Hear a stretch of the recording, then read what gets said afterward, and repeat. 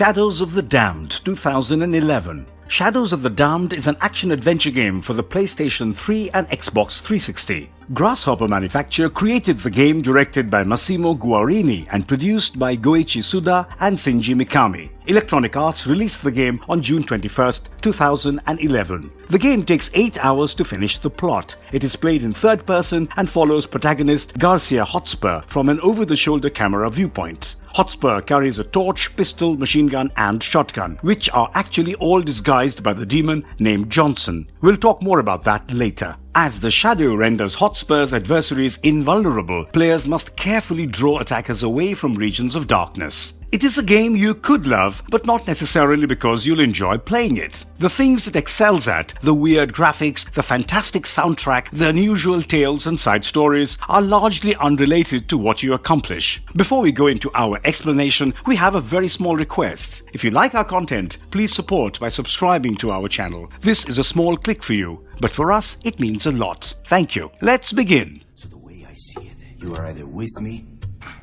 or you're not. No!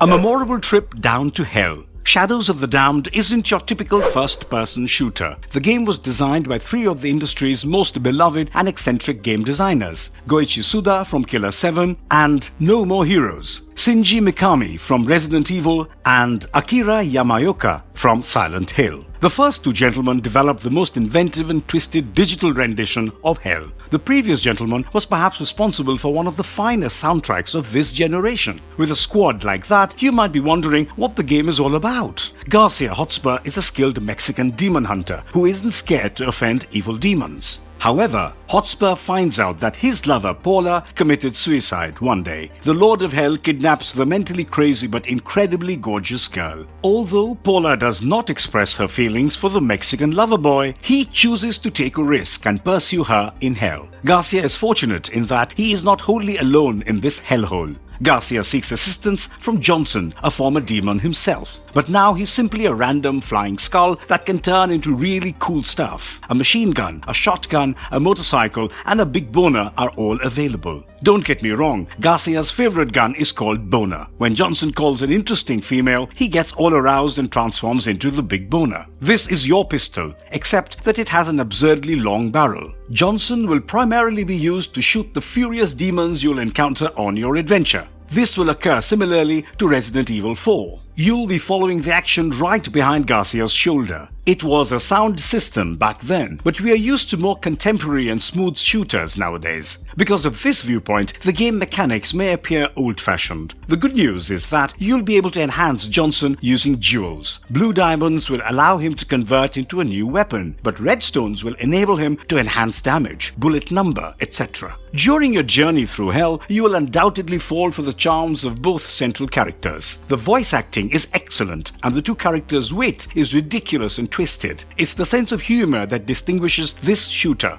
Garcia and Johnson are obnoxious and like making sexual jokes. The comedy, however, is not limited to the primary protagonists.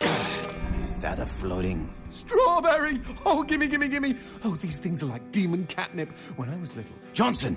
Do I take this strawberry? Yes! Jeez, excuse me for having a little... It is present throughout the game and level design. For example, the game saves itself by dropping a warm, hot crap directly in front of you. In addition to the comedy, the usage of darkness will frequently appear in the gameplay. The game begins as a standard and primary shooter with no unique features. The darkness appears later in the game. This heavy mist blankets massive places, making it difficult for Garcia to thrive. To remove the darkness, you must turn on the light by shooting a goat head. It's pretty simple to do at the start of the game. However, the darkness will grow increasingly difficult to overcome as you go. Garcia can't stay in this lethal mist for long, so it's a race against the clock. Remember that as foes enter the darkness, they will become invincible. Only a flash of light will render them exposed to your bullets, which in this game are actually teeth. Man, this game is weird. Although the darkness adds an added obstacle to the game, it does not vary. During gaming, the concept will not alter. It implies that after the first time you face the darkness in the game, you'll know what to anticipate and what you'll need to do to fight it. That's a pity, because the darkness adds a unique atmosphere and difficulty to the game. The only thing that will change is the length of the darkness and the problems you must solve in order to shoot a goat head for light. Uh-oh, I was afraid of this. What?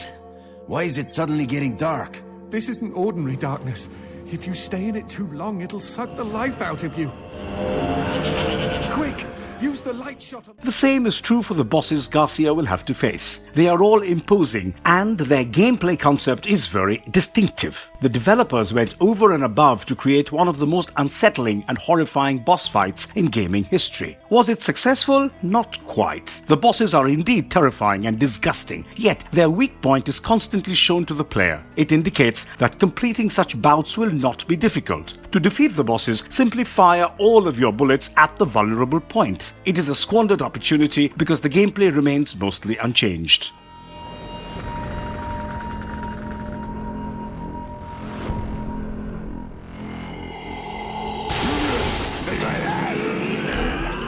Marvelous Gamers Review. Is this to say that Shadows of the Damned isn't enjoyable to play since you won't be surprised? No way, no how. Although there isn't much change in the gameplay for the boss fight, the surroundings and the people do. Each chapter exposes a new aspect of Hell, and each unique part is more surprising than the one before it. Hell is replicated in ways you could never fathom. It makes the game more enjoyable to play, since you're always inquisitive about what will happen next. The settings change from a swamp after a disco or a strip club following a forest. It doesn't always make sense, but that's part of the pleasure. This rendition of Hell is by far the most original, and at times a nasty version available in video games today. Don't buy this game if you want a contemporary shooter with an online community. Shadows of the Damned, on the other hand, could be just what you're searching for in a shooter in terms of its uniqueness. This game needs to be treated seriously, and more players should play it. You'll love playing this game for hours if you're not frightened of horrible monsters and sexual comedy. And if you liked our content, don't forget to leave a like and subscribe to us if you haven't already. Have a good one and be safe. Thanks, everyone.